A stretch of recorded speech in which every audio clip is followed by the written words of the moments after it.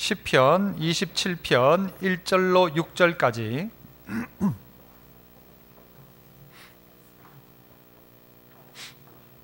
우리 한 목소리로 함께 우리 1절부터 6절까지 함께 읽습니다. 시작. 여호와는 나의 빛이요 나의 구원이시니 내가 누구를 두려워하리요. 여호와는 내 생명의 능력이시니 내가 누구를 무서워하리요. 악인들이 내 살을 먹으려고 내게로 왔으나 나의 대적들 나의 원수들인 그들은 실족하여 넘어졌도다. 군대가 나를 대적하여 진칠지라도 내 마음이 두렵지 아니하며 전쟁이 일어나 나를 치려 할지라도 나는 여전히 태연하리로다. 내가 여호와께 바라는 한 가지 일 그것을 구하리니 곧 내가 내 평생에 여호와의 집에 살면서 여호와의 아름다움을 바라보며 그의 성전에서 사모하는 그것이라. 여호와께서 환난 날에 나를 그의 초막 속에 비밀히 지키시고 그의 장막 은밀한 곳에 나를 숨기시며 높은 바위 위에 두시리로다. 이제 내 머리가 나를 둘러싼 내 원수 위에 들리리니 내가 그의 장막에서 즐거운 제사를 드리겠고 노래하며 여호와를 찬송하리로다. 아멘. 할렐루야. 찬양대에서 찬양으로 하나님께 영광 돌립니다.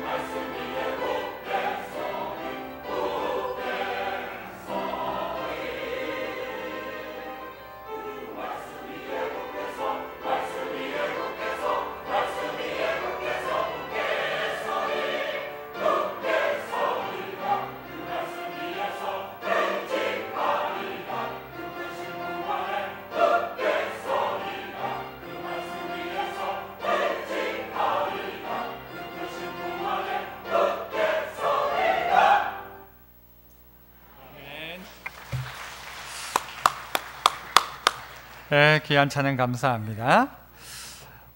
오늘 이 시편 27편 말씀을 함께 나누고자 하는데요. 이 시편 27편이 어디에 나옵니까? 이렇게 물으면 또 황당한 질문이겠지만 성경에 나온다, 뭐 그렇게 대답하면 안 되겠고요. 시편 27편 어디에 있나요? 성경에 있나요? 아니고 여기 앞에 붙여놨죠, 그죠? 시편 27편을 왜 저기다 붙여놨을까요?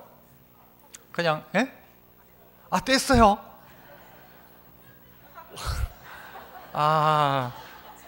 그렇구나. 내가 지금 저기 안 보여가지고. 원래 여기에 지금 뭐 붙어 있습니까? 그래, 내일 때문에 붙여놨구나. 1부, 2부는 말해도 한 번도 그런 이야기 안 하는데 3부는 여기에 이제 27편을 저희가 붙여놨습니다. 그리고 그 붙여놓은 27편을 왜 붙여놨는가 하면 성경 구절 좋으니까 붙여놓은 게 아니고, 아시는 분은 아시겠고 모르시는 분은 모르시겠지만 이걸 올 한 해 동안 좀 외워보자 싶은 마음도 있고요.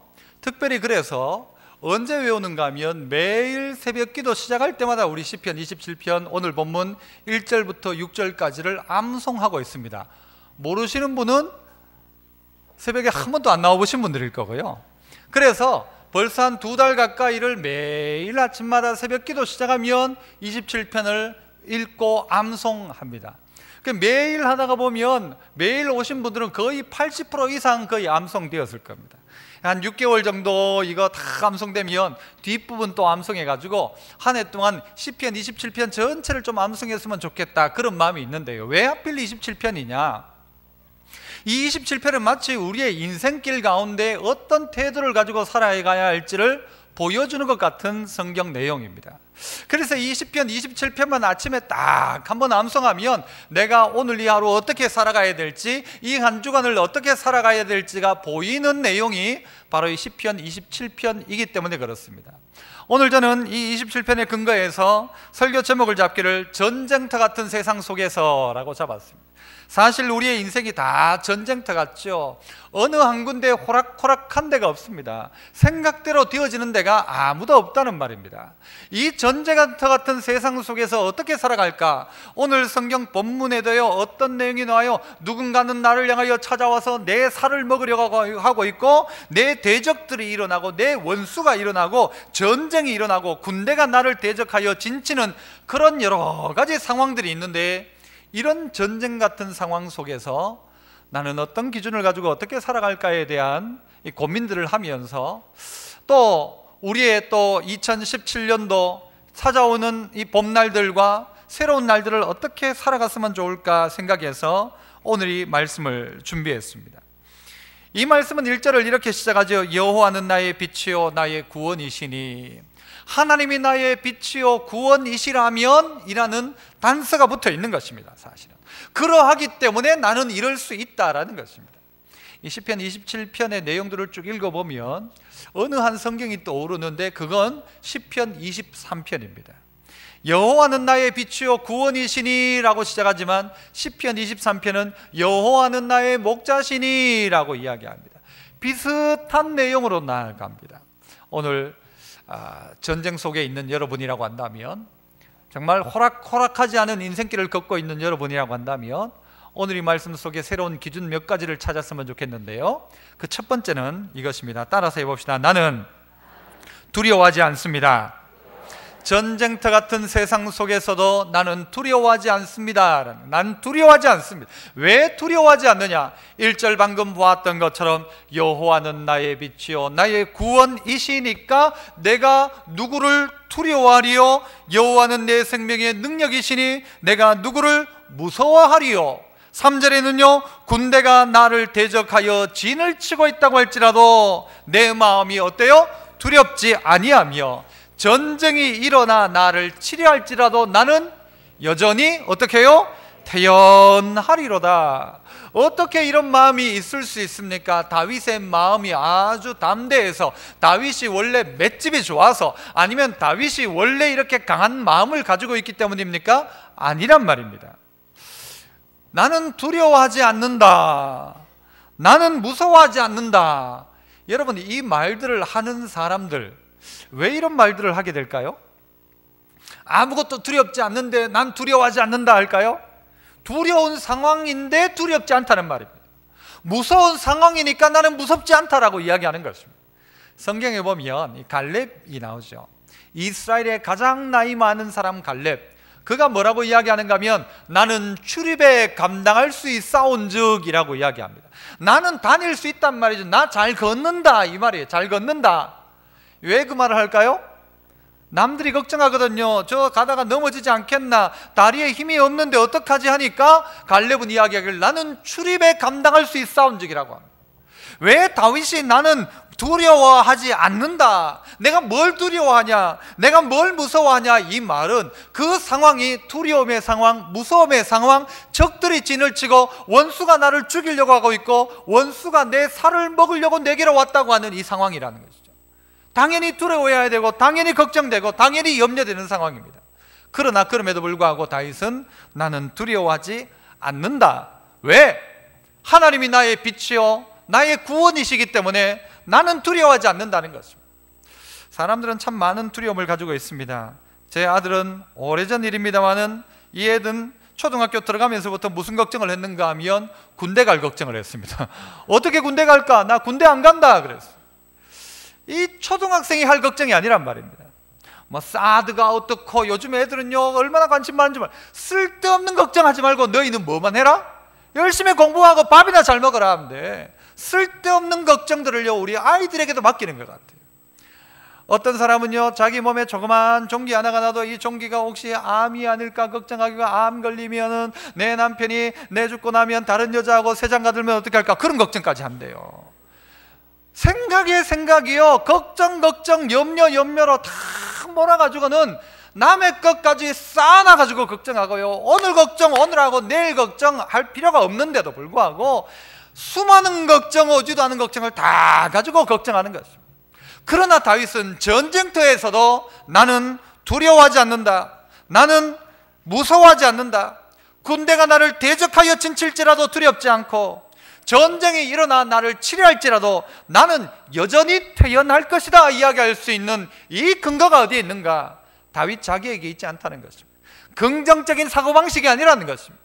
확고한 믿음이라는 것입니다. 어떤 믿음이냐? 하나님이 나의 빛이요 나의 구원이시면, 하나님이 여호와께서 나의 빛이요 나의 구원이시기 때문에 내가 아무것도 두려워할 이유가 없다라는 것입니다. 폭풍이 쳐도 천둥이 쳐도 폭탄이 떨어져도 엄마 품 안에 있는 아기는 평안히 잠잘 수 있는 것입니다.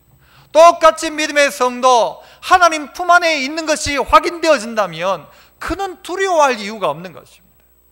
가만히 한번 생각을 해봤어요. 우리라는 존재가 얼마나 참 가치 없는 존재인가, 이런 생각도 해봤어요.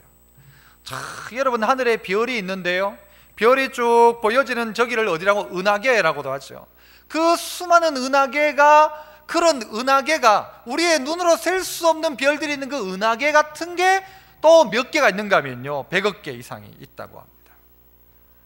뭐 100억 개가 여러분 감이 안 오니까 놀라지도 않죠, 그죠? 우린 별로 놀라지도 않아요, 이런 거 가지고는. 그 수많은, 그러니까 은하계 같은 그 은하계가 그만큼 있는데 또 그런 은하계 안에 별들이 1000억 개 이상 있다고 하죠. 그런데 그 별들 중에 또 어디가 있어요? 이 지구가 있다는 것입니다. 이 지구를 한번 보십시오.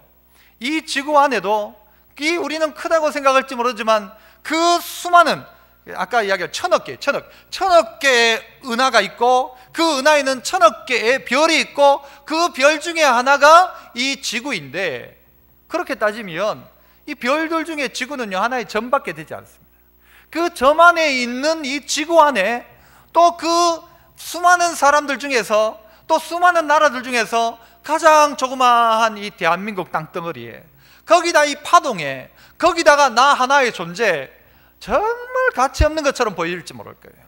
하지만 이 얼마나 가치 없는 존재처럼 보일지 몰라도 이 조그만 나를 향하여 하나님은 얼마나 많은 관심을 가지고 계시고, 그런 나를 향하여서 너 나한테 이렇게 불러봐, 너 불러봐, 뭐라고 부르라고 이야기해요? 너 나한테 아버지라고 불러봐, 아버지라고 불러봐, 나보고 아빠라고 한번 불러봐 라고 이야기하시는 분이 하나님이란 말이에요. 우리의 몸만 따져도요, 우리 몸 안에 세포가 몇 개가 있는가 하면 33조 개가 있답니다. 33조. 우리는 뭐 하여튼 내가 몸이 있으니까 그렇지 33조가 있대. 33조 개의 세포로 이루어져 있대. 뭐 상상할 수도 없어요. 이것이 우리 몸뚱아리 속에서 막 움직이고 있다는 거예요. 신경세포만 해도, 대뇌에 신경세포만 해도 140억 개가 있대요. 여러분 우리는 그거 모르고 살지만 하나님은 우리를요 그렇게 세밀하게 만드셨다는 말이에요. 그렇게 놀랍게 만드셨다는 말이에요. 그런데 우리를 가치 없다 생각하는 것, 이건 하나님 앞에 대해서 우리는 잘못하는 것이죠. 왜 저 수많은 별들을 만들어 놓았을까? 왜 그렇게 많을까요? 왜 하나님 그렇게 많이 만들어 놓으신지 저도 이해가 안 돼. 하지만 딱 하나 답이 있다면 그거 뭔가 하면요, 누구 보라고 만들었을까요? 우리 보라고 만든 거예요. 우리 보라고.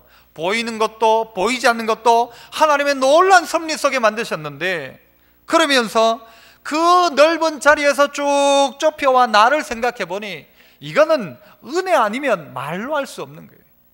이런 나를 하나님 사랑하시고 이런 하나님을 향하여서, 이렇게 만드신 하나님을 향하여서 내가 아버지라 부를 수 있다면, 그분이 나의 빛이요 나의 구원이시라고 한다면 내가 다른 뭐가 겁날 거냐라는 거예요. 천지를 만드신 하나님이 내 아버지인데 내가 뭐가 겁나냐라는 거예요. 겁날 게 아무것도 없다는 것이죠. 이현주 목사님이라는 분이 없다라는 시를 썼어요. 없다. 자, 이 시 이름도 좋아요. 없다. 뭐라고 했는가 하면, 없다. 하찮은 꽃은 없다. 눈 씻고 봐도 없다. 이게 시입니다. 나도 쓸 것 같아요. 그러면서 또 뭐라고 해요? 없다. 하찮은 인생은 없다. 눈 씻고 봐도 없다. 작은 꽃은 있어도 예쁘지 않은 꽃은 없다. 미국말 못하는 사람은 있어도 웃을 줄 모르는 사람은 없다. 눈 씻고 봐도 없다. 눈 씻고 보면 더 없다. 이것이 눈 씻고 보니까 더 없다는 거예요. 이런 사람 없다는 거예요. 너무 다 귀하다는 거예요. 하찮은 사람 없다. 하찮은 꽃도 없고, 꽃을 보니 작은 꽃은 있어도 안 예쁜 꽃이 없다. 눈 씻고 봐도 없다. 눈 씻고 보니 더 없다. 너무너무 귀하단 말이에요. 그런데 우리 스스로를 생각하며 가치 없다 생각하면 세상 모든 게 두려워요. 집 나가는 것도 두렵고, 하늘도 두렵고, 땅도 두렵고, 땅은 꺼질까 두렵고, 바다 가면 물이 덮을까 두렵고, 하늘이 꺼질까 두려워요. 다 두렵죠. 그러나 천지 만물을 만드신 하나님이 내 아버지다. 그분이 나의 빛이요 나의 구원이시다. 이 고백하는 사람들에게는 아무것도 두려운 게 없어요. 아무것도 두렵지 않습니다. 우리의 인생 가운데 염려합니다. 수많은 염려를 하죠. 하지만 그 염려의 문제가 해결되면 끝나느냐? 그렇지 않더라는 것입니다. 대학만 가면 문제가 없을 것 같지만 대학 가면 문제가 있어요. 결혼하면 문제 없을 것 같은데 결혼하면 문제가 있어요. 결혼하면 더 심각한 문제들이 솔직히 생깁니다. 임신을 하면 뱃속에 있을 때 좋다고 하죠. 그죠? 뱃속에 있을 때가 좋아요. 나오면 고생이에요. 그게 난가요? 뱃속에 있을 때 좋다고 하는 그에게 이야기합니다. 더 키워봐라. 더 키워봐라. 미혼 7살 돼봐라. 좀 더 가봅니다. 언제요? 중학교 2학년 돼봐라. 얼마나 고생인지 모른다. 무슨 이야기입니까? 문제 하나가 끝난다고 우리의 인생이 다 그냥 해결되는 게 아니란 말이에요. 그 문제 끝나면 다 될 것 같은데 천만의 말씀이요, 다른 문제가 반드시 옵니다. 문제의 연속입니다. 그걸 다른 말로 하면 두려움이 연속이란 말이에요. 왜? 안 해본 거니까, 못 해본 거니까, 안 살아본 나의 인생이니까. 하지만 다윗은 고백합니다. 전쟁터 같은 상황 속에 있다 할지라도 하나님이 나의 빛이요 나의 구원이시라면 나는 아무것도 두렵지 않고 누구도 두렵지 않다. 왜? 하나님이 나의 빛이요 나의 구원이시니까. 아무리 전쟁이 일어난다 할지라도 하나님이 나와 함께 하신다면 나는 아무 염려 없다. 이것이 다윗의 고백이라는 것입니다. 뜻밖의 장소에서 만난 하나님이라는 필립 얀시의 책이 있습니다.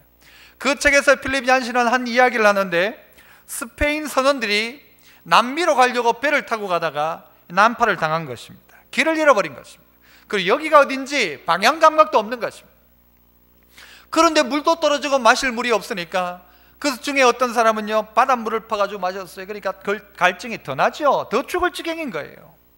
그런데 이 배가 어느 넓은 바닷가에 그냥 하나 뚝 이렇게 떠 있는 거예요. 어딘가에 흘러갔죠. 그런데 거기에 있던 선원 하나가 거기에서 너무너무 힘들게 하고 있다가 이 배 하나가 지나가는 거예요. 지나가니까 옆에 사람들이 막 외쳤어요. 외치면서 물 좀 달라고, 물 좀 달라고. 그러니까 떠먹어라 그런 거예요. 이 바닷물 어떻게 떠먹나 하니까 떠먹어라 그래. 떠먹어보니까 그 물이 무슨 물이에요? 아마존 강물이었다는 겁니다. 아마존 강물이었대요. 워낙 바다가 넓으니까, 이 강이 넓으니까 바다처럼 생각했던 거죠. 우리의 인생도 세상 가운데 아무리 되었다 한들 한다 한들 했다 한들 그 자리는 결국은 목마른 자리인데 어디에 가면? 이 예수 그리스도께 찾아오면, 다른 말로 하나님의 그 빛과 구원의 역사를 경험하면, 여호와가 나의 목자시라는 사실이 경험되어지면 거기에 해결이 있고 거기에 목마름의 문제의 해결이 있다는 거예요. 그러면 두려울 게 없는 거예요. 하나님이 함께하면, 즉 그 넓은 은혜의 강가에 도달하면 두려울 게 없는 것입니다. 주님은요, 파도치는 그 자리에서 두려워가 있는 그들을 향하여 두려워하지 말라고 이야기합니다. 예수님이 십자가에 달려 죽고 난 다음에 제자들이 두려워하고 있는 그들 가운데 찾아오 두려워하지 말라, 담대해라, 내가 세상 이겼다 라고 말씀하십니다. 아니, 이긴 전쟁을 하는데 뭘 두려워해요? 이겼는데 뭘 두렵습니까? 야구 게임 같은 거 볼 때요, 국제 일본하고 한다든가 축구를 한다든가 할 때 마음이 막 짜릿짜릿하잖아요. 아이고 어떡해 막 하잖아요. 그죠? 한 골 먹었어요. 전반전에. 후반전에 한 골 더 먹어서 2대0이에요 막 가슴이 쿵쾅쿵쾅 뛰죠. 그런데 역전으로 이겼다고 합시다. 그러면 얼마나 기뻐요. 그런데 여러분, 재방송이라고 생각해 보세요. 그걸 재방송을 봐요. 뭘 알고? 결과를 알고 3대2로 역전해서 이겼어요. 재방송 보면서 막 가슴 떨리고 막 두렵고 그런 사람 있나요? 제일 안타까운 사람이 재방송보다 심장마비로 돌아가신 분이 있대요. 재방송인데 두려워할 이유가 전혀 없는 거예요. 왜? 이겼다는 사실 자체 때문에. 지금 처박혀도 걱정하지 마라. 지금 1대 한 골 먹어도 걱정하지 마라. 왜? 좀 이따가 어떻게 돼요? 결과는 3대2로 역전해 이긴다. 걱정하지 마라. 콧노래 부를 수 있는 거예요. 왜? 결과를 알기 때문에. 내가 이겼다, 걱정하지 말라고 하는 거예요. 그런데 재방송 보면서 무서워가지고 쫄고 두려워한다? 말도 안 되는 이야기죠. 하나님이 우리의 빛이요 우리의 구원이란 사실은 하나님이 천지 만물을 창조하셨고 이 모든 역사의 주관자가 하나님이기에 네가 그 하나님 믿는다면 너 아무것도 두려워할 이유 없다라고 하는 것입니다. 두려움 없이 이 전쟁터 가운데 승리하기를 축복합니다. 이 두 번째는요, 따라해봅시다. 이 전쟁터 같은 세상 속에서 따라합시다. 나는 한 가지만 바라겠습니다. 이 다윗이 그렇게 이야기하죠. 20편, 27편은 자기가 쫓겨다닐 때 학자들은 이야기하기를 압살롬 쫓겨다니다가 썼을 것이다, 어떤 사람은 사울 쫓겨다니다가 이 성경 썼을 것이다 하는데, 어쨌든 전쟁터 같은 상황 속에 있던 이 다윗이 가지고 있는 한 가지의 기도 제목이 있었다는 것입니다. 이 전쟁터에서 나는 딱 한 가지만 바랍니다. 뭘 바라느냐? 하나님 내게 힘을 주십시오. 아니었습니다. 하나님 이 전쟁에 이기게 해주십시오. 아니었습니다. 이 전쟁 속에 이 다윗이 바랬던 한 가지는 4절 말씀, 우리 같이 한번 읽어봅니다. 4절 시작.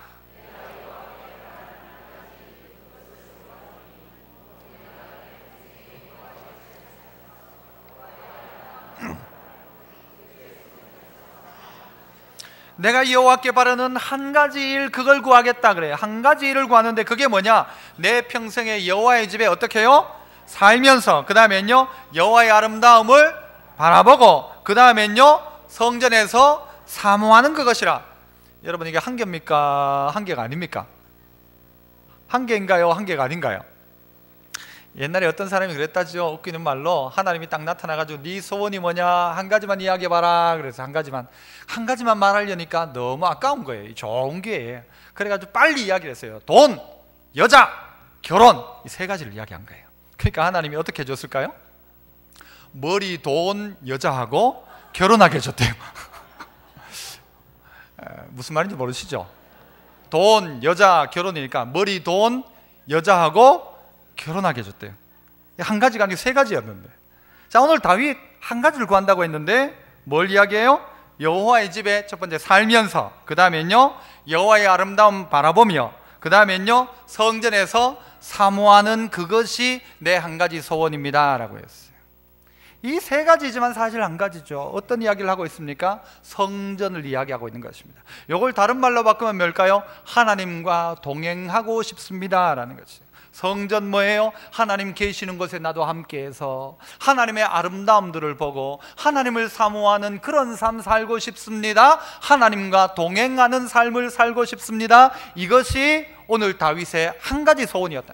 전쟁이 일어나고 있는데도 불구하고 다윗의 소원은 나는 하나님과 동행하고 싶습니다 하는 거죠. 전쟁 속에서도. 그 어떤 상황 속에서도 나는 하나님과 함께 하고 싶습니다. 하나님과 함께, 다른 것 다 없다 할지라도 하나님이 있으면 됩니다. 이 마음이 다윗의 마음이었고, 이 기도를 다윗이 하고 있다는 것이죠. 하루를 살면서 여러분에게 이 마음이 있다면요, 여러분은 승리할 수 있을 것입니다. 내가 하나님과 동행하면 나는 하나님과 함께 하고 싶습니다. 내 있는 자리에서 하나님의 성전을 사모하는 그 마음, 하나님과 함께 하고 싶은 그 마음, 거기에서 하나님의 아름다움들을 바라볼 수 있는 그 마음 내게 주십시오. 이게 그의 기도 제목이었다는 것입니다. 다윗은 실제 그의 인생 가운데 성전을 향한 늘 마음이 있었어요. 그래서 어떻게 합니까? 하나님께 성전을 지어드리고 싶었는데 하나님이 허락을 안 하신 거예요. 안 하니까 어떻게 해요? 그건 뭐 안 하지요 라고 하는 게 아니라 다윗은 자기의 재산을 모으기 시작합니다. 저축하기 시작합니다. 그래서 내가 모은 이것을 가지고 내 아들 솔로몬이 하나님의 전을 건축할 수 있도록 했으면 좋겠다. 이것이 다윗의 유언이자 다윗이 인생 가운데 가장 귀하게 생각했던 것입니다. 어떻게 땅을 넓힐까가 아니라 어떻게 하나님을 기쁘게 해볼까, 어떻게 하면 내가 성전에서 하나님의 아름다움을 볼까. 이것이 다윗의 유일한 소원 한 가지, 이것을 가지고 기도하기 시작하더라는 것이죠. 이 기도를 하더라는 거예요. 우리 믿음의 선배들은요, 성전을 향한 마음과 사랑이 정말 특별했습니다. 저희 어머니도 이 성전에 대한 마음이 특별하셨던 분이었어요. 저희 어릴 때 보면요, 저녁 되면 집에서 안 주무세요. 어지간하면 이불 보따리 싸들고 가고, 또 교회 의자 그 밑에는 보따리 하나씩 있어요. 그땐 다 그랬어요. 그죠? 다 그랬잖아요. 그래서 교회 가서 주무시는 거예요. 늘 교회 가서 주무시다가 새벽 기도 마치고 집에 오시는 거예요. 그랬던 어머니였는데, 어느 날 저희 아버님이 교회가 이제 새로 건축을 하기 시작했어요. 그러니까 헌금을 해야 되겠다 해가지고는 그 있던 집을 팔아버린 거예요, 아버지가. 그 교회하고 거리가 뭐 한 500m, 700m 정도밖에 안 될 거예요. 그 집을 팔아버린 거예요. 팔아버리고 나니까 이제 갈 데가 없잖아요. 그러면서 새로 집을 구해야 되는 거예요. 구하려고 하다 보니까 저희 그 교회에서 한참 떨어진 다른 동네에 집이 하나가 나왔는데, 어떤 집이 나왔는가 하면은 이 사람이 집을 짓다가, 주인이 집을 짓다가 죽었어요. 그러니까 동네 사람들이 집을 사려고 하다가 어디 가가지고 물어본 거예요. 어디 무당한테 물어봤는지, 물어보니까 그 집 사지 마라 그러더라고요. 그래서 사지 마라 하니까 안 팔리고 은행에 대출해 놨던 게 있으니까 은행에서요 가격을 깎고 하다가요, 그 집은 어떤 집인가 하면 차도 한 7대 들어갈 거예요. 창고도 있고 새 집이지 뭐, 좋아요. 그런데 그 집을 한참 오래전 일이지만요, 500만 원 주고 샀어요. 정말 싸게 산 거예요. 남들 안 들어간다고 하니까 우리는 별 걱정 없으니. 그런데 문제는 뭔가 하면 어머니가 이 교회가 너무 먼 거예요. 그래서 뭔가 좀 마음이 좀 힘들면 늘 교회 가서 기도하던 어머니가 동네가 멀어지니까 기도하러 못 가는 거예요. 그러니까 교회 가고 싶다면 남편한테 이야기해. 남편이 누구예요? 우리 아버지 장로님한테 이야기해도 안 간다 하면 또 못 가는 거예요. 가고 싶을 때 교회를 못 가는 그 마음이 너무 컸던 거예요. 그래서 어느 날 제가 고향에 내려가서 어머니가 또 그 이야기를 하시는 거예요. 내가 교회를 못 가가지고 마음이 다 내가 죽겠다 하는 거예요. 그래서 어머니, 그럼 제가 어머니에게 오토바이를 가르쳐 드리겠습니다. 그래서 오토바이를, 원래 자전거를 타셨거든요. 오토바이를 가르쳐 드려요. 그래가지고 어머니 그 마음이 느껴지니까 오토바이를 가르쳐 드리겠다고 그래가지고 나와가지고는요, 오토바이를 땡기만, 어렵지 않다고 땡기만 간다고 해가지고 가르쳐 줬어요. 같이 타고도 가르쳐 주고, 한번 해보라고 푹 땡겼는데 어머니가 푹 날라가지고 논두막에 확 처박혀가지고요. 그래가 다리 다쳐가지고 내가 얼마나 미안한지 엄마한테 막 교회 가려고 그래 오토바이 가르쳤는데, 오토바이 가르치다가 막 다리 다쳐가지고 한참을 못 다니시. 그런데 그 어머니가 생각나는 게, 이 설교 준비하다가 그 성전을 바랐던 그 어머니의 마음, 교회 가고 싶다 하시는 그 어머니의 마음이 생각나는 거예요. 난 딴 거 필요 없고 교회 가까운데 어디 방 하나 얻어놨으면 좋겠다는 게, 교회 가까운데. 그런데 요즘 성도들은 교회 가까운 데가 좋아요, 교회 먼 데가 좋아요? 가까운 데가 좋아요. 그러면 아주 가까운 데 있으면요, 성도들이 뭐라 하면, 너는 교회 코앞에 있으면 새벽 기도도 안 나오나? 이 소리 들은 게 이게 부담인 거예요. 그러니까 저 멀리 가면 어때요? 아무 상관없거든. 그러니까 성도들이요, 가끔은 멀리 가려는 성도가 일부러. 여러분 신앙에 정말 필요하다면요, 여러분 가까운 교회 선택하는 것도 좋은 겁니다. 가까운 교회. 여러분이 너무 멀어서 나는 신앙생활을 내가 이래가 되겠나 싶으면요, 이사를 교회 주변에 오던가 아니면 교회를 정말 가까운 곳에 가서 그 교회를 정말 쉽게 드나들며 기도하는 자리로 만들어야 됩니다. 그게 맞지 않아요? 뭐 전부 우리 교회 오라 이야기가 아니라 내가 신앙생활 잘 할 수 있는 자리에 있어야 한다는 거예요. 그런데 점점 마음이 멀어져요. 교회로부터 멀어지니까 마음도 멀어지는 거예요. 다윗을 보세요. 다윗의 늘상의 마음은 전쟁터 가운데서도 하나님의 집, 하나님과 동행하고 하나님의 아름다움 바라보고 그 앞에서 하나님을 사모하고 하나님 사랑하고 살아가는 거, 나 이게 제일 큰 꿈이다. 우리의 신앙의 선배들이 그랬던 것처럼 나 다른 거 없고 나는 교회 열심히 다니도록, 난 다른 거 없고 성경 가까이 하고 마음에 무슨 문제만 있으면 금방 찾아와서 기도할 수 있는 내 교회, 이게 있으면 좋겠다는 게, 이게 있으면 좋겠다, 그 마음이에요. 이스라엘 백성들은요, 포로로 잡혀갔던 그 자리에서도 성전을 향하여 창문을 열고 기도했어요. 그 마음이 있었다는 거예요. 그 마음을 가져야 한다는 거예요. 언젠가 한번 제가 이제 이 여대 시절에 저희는 만나고 한 104일 만에 결혼을 했어요. 그런데 하여튼 지난번 결혼기념일은요, 둘 다 정신도 없이 그냥 지나가 버렸어요. 1월 21일이었는데 그런데 사귀면서 전화를 종종 하는 거예요. 전화를 하면 지금 어디냐고 물어보면 제 아내의 대답이 예배실에 있대, 예배실에. 그래가지고 아니 집이 얼마나 크길래 뭐 예배실 따로 있고 큰 방 따로 있고 도대체 얼마나 집인가, 집이 뭐 대저택인가 싶었어요. 그래가지고 언제 이제 장인어른한테 이제 인사드리러 가서 딱 보니까 빌 거 없어요. 그냥 방 하나에 그냥 예배실이라고 하는 거예요. 이 방 예배실이라는 거예요, 예배실. 그래가지고 그 방 들어가서 기도하고 그 방 들어가서 성경 읽고 하는 거예요. 여러분 집에 빈방 있죠? 빈방. 빈방은 무슨 방? 빈방이 아니라 거기를 뭐로 붙이면 돼요? 예배실 붙이면 거기 예배실인 거예요. 그런 마음이 있느냐는 거예요. 그런 마음이. 빈방 그냥 빈방이 아니라 나의 예배실로 만들기 시작하는 거예요. 이게 다윗의 마음. 전쟁터에 있지만 하나님을 예배하고 싶은 마음, 전쟁터에 있지만 하나님의 아름다움을 사모하는 그 마음, 그 마음이 다윗의 유일한 한 가지 소원이었다는 거죠.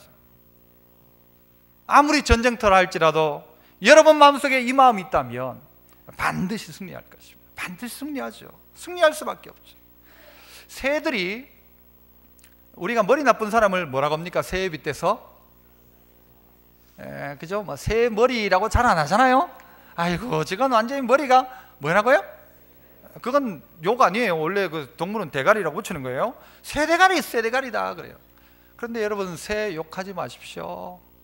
새들이요, 북극에 있는 새가, 이 철새가 태어난 지 6주만 돼도요 17,000km를 나가는 17,000km를 여행해가지고 남쪽으로 갔다가 여름이 되면 그 북극이 다시 돌아오는데 그 자리에 찾아온대요. 17,000km 갔다가 다시 찾아올 자신이 있습니까? 여러분 날아서 어디에 그 머릿속에 무슨 나침판이 있습니까? 지도가 있습니까? 무슨 내비게이션이 있습니까? 근데 그 머릿속에 무슨 머리?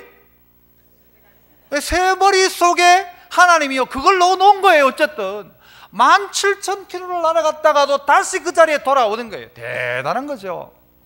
어떤 사람이요 참 제 대신 실험을 이렇게 해주는 분들이 있어서 감사한데 실험을 했대요. 영국 웨일즈 해안에서 섬에고 새 한 마리를 잡아가지고, 섬이잖아요 영국은, 새 한 마리를 잡아가지고 거기다가 장치를 붙여가지고는 요걸 어디로 가지고 갔는가 하면요 미국으로 데리고 갔어요. 미국 매사추세츠에 있는 보스턴이라는 동네에 데리고 간 거예요. 이 새를 탁 새장에 데리고 가가지고는 요 새를 거기서 어떻게 했을까요? 날려줬어요. 어떻게 됐을까요? 다 아시죠? 그 새가 어떻게 했을까요? 자기 원래 고향 그 영국 웨일즈까지 날아가는데 얼마 걸렸는가 하면요 4,900km를 12일 만에 갔대요. 12일 만에. 그럼 하루에 얼마를 갔다는 거예요? 4,900km를 12일 반 만에 날아서 자기 고자리에 갔대요. 아니 무슨 올 때 길을 봐놨으면, 아니면 올 때 뭐요? 이 쌀이라도 한 톨씩 떨어뜨려 놨으면 지가 찾아가지만 그게 아니란 말이에요. 그냥 비행기에 실려왔지만 그럼에도 불구하고 찾아가더라는 거예요. 뭐 어떻게 찾아갈까요? 무슨 머리로? 새 머리 가지고 어떻게 찾아가냐고. 그 찾아가더라는 거예요.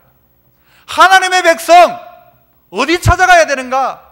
문제가 생겼다, 어디 나갔다 할지라도 목적지는 성전인 것입니다. 교회인 것입니다.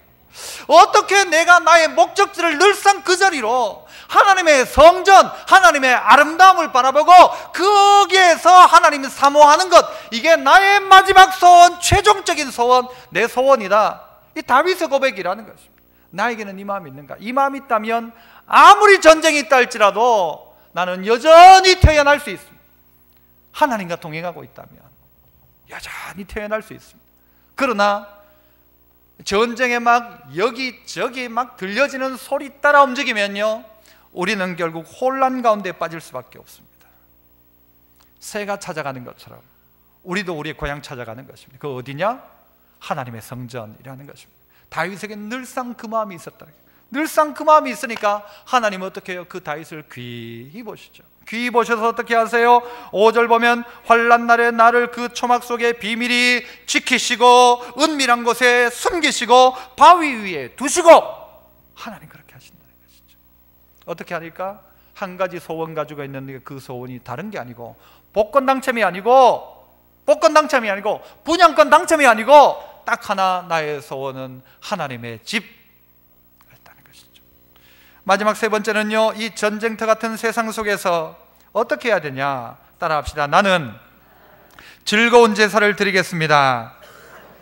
나는 즐거운 제사를 드리겠다고 해요. 6절을 같이 한번 읽어봅니다. 시작. 이제 내 머리가 나를 둘러싼 내 원수 위에 들리리니 내가 그의 장막에서 즐거운 제사를 드리겠고 노래하며 여호와를 찬송하리로다. 그렇죠? 이제 내 머리가 나를 둘러싼 내 원수 위에 들린다고 했어요. 시편 23편은 어떤 이야기를 해요? 이 비슷한 이야기를, 원수의 목전에서 내게 상을 차려주신대요. 상을 차려주신대요. 원수가 보는 앞에 상을 차려놨어요. 소화가 될까요? 안 될까요? 원수가 보는 앞에서요, 하나님이 내게 딱 상을 차려놨어요. 부패상을. 잘 먹을 수 있을 것 같아요? 못 먹을 것 같아요? 여러분은? 내 머리가 나를 둘러싼 내 원수 위에 들려요. 부담스러워요? 겁나요? 좋아요? 그럼 원수들 앞에서 내게 상을 차려놨어요. 하나님이. 소화불량일까요? 소화가 잘 될까요? 잘 돼요? 잘 돼야 마땅하죠. 왜? 여러분, 저는요 참 이상한 생각을 하는데, 내 머리가 나를 둘러싼 내 원수 위에 들리리니 하면 내가 하고 싶은 말이 하나가 있어요. 무슨 말 할까요? 원수들 보고, 아니요, 원수들 보고 딱 한마디, 메롱 하고 싶어요. 메롱. 이 원수 보고 메롱 하고 싶어요. 메롱 하고 싶어요. 내가 봐라, 하나님이 나를 원수 위에 쫙 들려 올라가시는, 원수들 앞에 하나님이요 부패상을 차려놨어요. 원수의 목전에 내게 상을 차려주셨어요. 뭐라고 해야 돼요? 원수 보고 메롱 해야죠. 메롱. 그런데 어떤 사람은요 그것 앞에서 두려워 떠는 거예요. 벌벌벌 떨고 저 어떻게 할까? 아니란 말이죠. 하나님이 원수를 다 물리치고 내게 그 상을 차려주신 거예요. 승리의 상이에요. 걱정할 거 없어요. 왜? 하나님이 상 차려놨는데, 여호와가 나의 목자신데, 여호와가 나의 빛이요 나의 구원이신데 내가 뭘 두려워하리요? 뭘 두려워해? 상 차려놨는데 원수 앞에 있던들 뭘 두려워해? 메롱하고 먹는 거예요. 그래야 마땅하죠. 그래서 그가 메롱하면서 하는 게 뭐예요? 사람들 보고는 메롱할지 몰라도 오늘 그가 하는 일이 뭐예요? 내가 6절 다시 보세요. 내 머리가 나를 둘러싼 내 원수 위에 들리리니, 그 다음 내가 어디에서? 그의 장막에서 뭘 해요? 즐거운 제사를 드리겠고 노래하며 여호와를 찬송하리로다 그래요. 즐거운 제사를 드리겠고 노래하며 여호와를 찬송하리로다. 하나님을 향하여 노래하는 거예요. 찬송하는 거예요. 즐거운 제사를 드리는 거예요. 전쟁터이지만 그의 삶을 뭘로? 즐거운 예배로 바꾸기 시작하는 거예요. 나는 즐거운 제사를 드리겠습니다. 어떤 회복이에요? 예배 회복이란 말이에요. 아무리 전쟁이 있다 할지라도 나는 하나님 찬양한다. 내게 승리를 주신 하나님을 나는 찬양한다. 어떤 제사? 즐거운 제사를 드리기 시작하는 것입니다. 노래하며 여호와를 찬송하기 시작하는 것입니다. 우리나라 사람으로 세계적인 암 전문가가 있습니다. 그 사람의 이름이 뭔가 김의신이라는 사람이 김의신. 누가 물으면 대답할 수 있도록 기억해 놓으세요. 이름이 뭐라고요? 김의신. 이 사람은 서울대를 나오고 미국에 가서 제일 미국에서 유명한 의대인 존 홉킨스 대학을 나왔던 사람인데요, 이 사람이 나중에 MD 앤더슨이라는 암센터의 정신교수로 있는데 미국에서 최고의 의사에도 2번 이상 뽑혔던 사람이에요. 그러니까 암이라고 하면요 최고의 전문가죠. 이 사람이 어떤 이야기를 했는가 하면 NK세포 이야기를 했어요. NK세포, 내추럴 킬러죠. 자연적으로 살해하는, 죽이는 세포. 뭘 죽이는가 하면 암세포만 골라가지고 죽이는 거예요. 우리 몸 안에 NK세포가 있다는 거예요. 내추럴 킬러 세포가 있다는 거예요. 그래가지고 이 암세포만 골라가지고 암세포를 딱 죽이는 거예요. 어떤 사람에게 이 NK세포가 많은가를 조사를 해봤대요. 누가? 김유신 아니고 김의신 박사가 제 대신 다 연구를 해서 너무 고마운 분들이 많아. 이 글 내용이요, 조선일보에도 이 사람 칼럼도 쓰고 있어요. 그가 고백한 내용이에요. 그가 조사를 다 해보고 내린 결론 중에 하나가 뭔가 하면요, 교회 찬양대의 NK세포를 조사한 거예요. 찬양대의 NK세포를 조사했더니 일반인에 비해서 찬양대 하는 사람에게 NK세포가 더 많을까요? 적을까요? 어느 정도 많을까요? 많이 뭐 이런 말 하지만 몇 배? 7배. 와, 7배. 1000배 많다면 1000배. 못 믿을 것 같죠? 내 이야기가 아니라니까요. 이게 기사에도 나는 안 그러니까 검색해보세요. 김의신 NK세포 한번 해보세요. 나올 거예요. 찬양대를 조사해봤더니요 1000배가 나와요. 1000배가.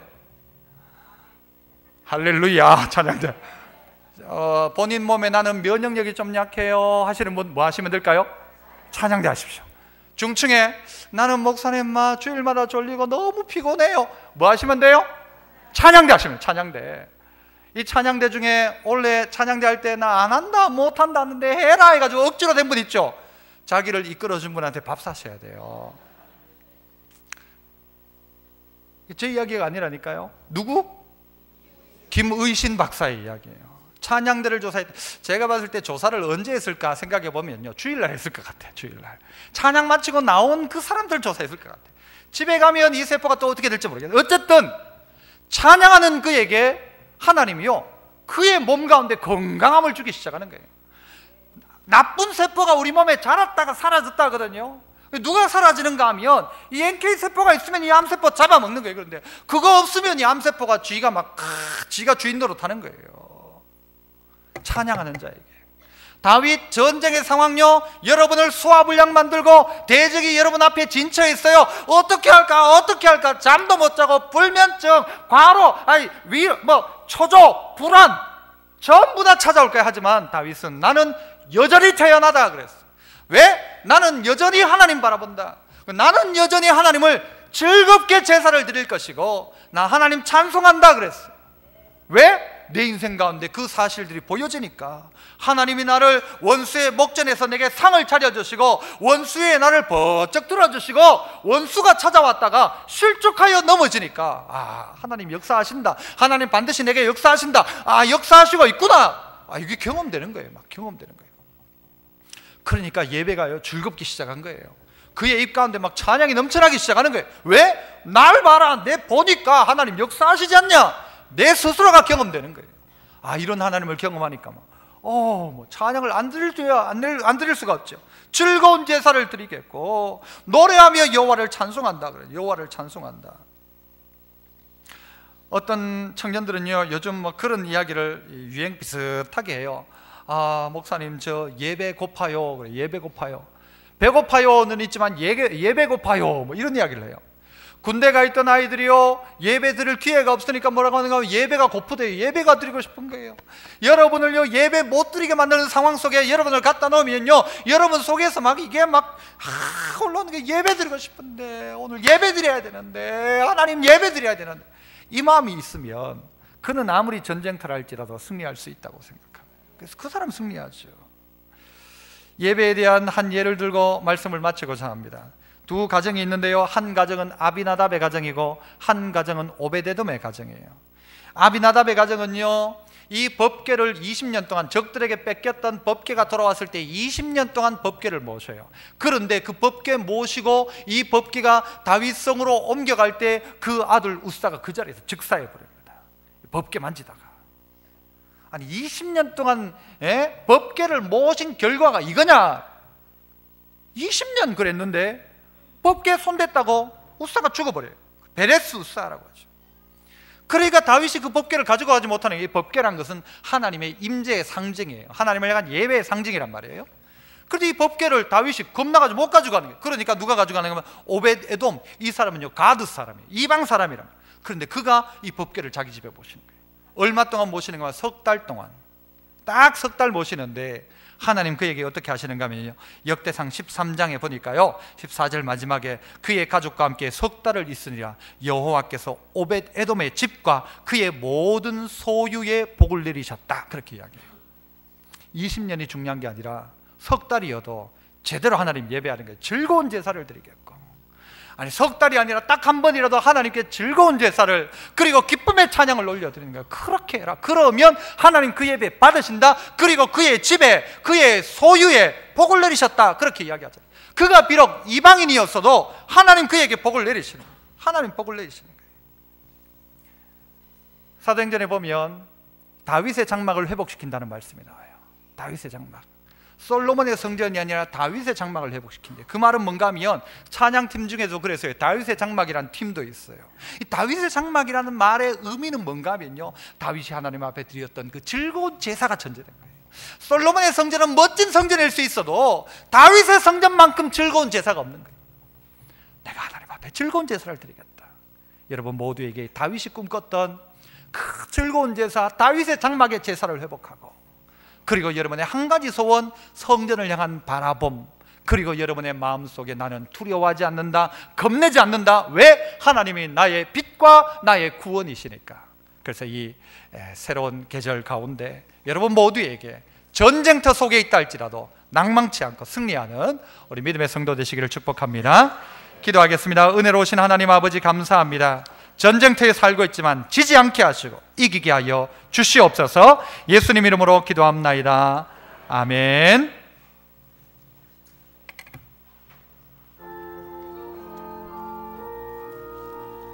갈 길을 밝히 보이시니 주 앞에 빨리 나갑시다. 우리를 찾는